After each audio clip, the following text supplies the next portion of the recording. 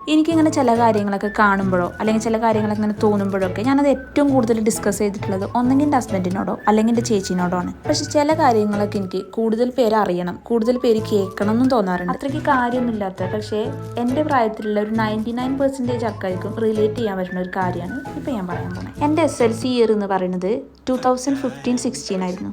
അതായത് കറക്റ്റായിട്ട് പറഞ്ഞാൽ കൗമാരപ്രായം. ആ ഒരു ടീനേജ് ഇയറിലുണ്ടാവുന്ന ചഞ്ചലിപ്പും ഇളക്കമൊന്നും ചെറുതൊന്നും ആയിരിക്കില്ല. പക്ഷേ എൻ്റെ ഒന്നും ഹൈസ്കൂൾ കാലം എന്ന് പറയുന്നത് ഇപ്പോഴത്തെ പിള്ളേരുടെ പോലെയൊന്നും അല്ലായിരുന്നു. നാടോടുമ്പോൾ നടുവേ ഓടണം എന്നാണല്ലോ, അങ്ങനെ നടുവേ ഓടിക്കൊണ്ടിരുന്ന പിള്ളേരെയാണ് ഞാനിപ്പോൾ കണ്ടത്. ഞാനൊക്കെ എൻ്റെ പ്രൈമിൽ സ്കൂളിൽ പോയത് എനിക്ക് ഇപ്പോഴും ഓർമ്മയുണ്ട്.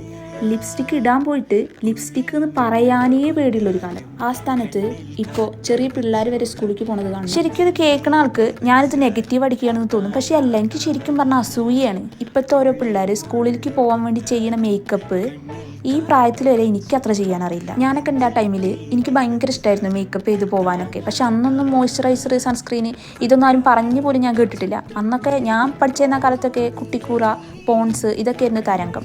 അപ്പം നിങ്ങൾ വിചാരിക്കും ഞാൻ ഏതോ ജാമ്പുവിൻ്റെ കാലത്താണ് പഠിച്ചിറങ്ങിയതെന്ന്. പക്ഷേ അല്ല, ഞാൻ 2015-16 കാലഘട്ടത്തിലത്തെ കാര്യമാണ് പറയുന്നത്. ഞാൻ നാട്ടിൻപുറത്തുകാരിയാണ്. ചിലപ്പോൾ നാട്ടിൻപുറത്തുകാർക്ക് മോയ്സ്ചറൈസർ, സൺസ്ക്രീൻ അറിയാത്തതുകൊണ്ടായിരിക്കാം, അതൊന്നും എനിക്കറിയില്ല. പക്ഷേ എന്നെ ചുറ്റിപ്പറ്റി എന്തായാലും സൺസ്ക്രീനും മോയ്സ്ചറൈസർ എന്നൊന്നും പറയുന്നത് ഞാൻ ആ കാലത്ത് കേട്ടിട്ടുണ്ടായിരുന്നില്ല. അന്നത്തെ എൻ്റെ മേക്കപ്പ് എന്ന് പറയുന്നത് പോൺസിൻ്റെ ഒരു പൗഡർ, ഡാസ്ലറിൻ്റെ ഒരു ഐലൈനർ, പിന്നെ 2 ചന്ദനക്കുറി. ഇതായിരുന്നു എൻ്റെ മാസ്റ്റർ പീസ് അന്നത്തെ. ഇന്നത്തെ എൻ്റെ നാട്ടുകാരൊക്കെ എന്നെ കുറിച്ച് ഞാനെന്തോ അപരാധം ചെയ്ത പോലെയാണ് പറഞ്ഞത്.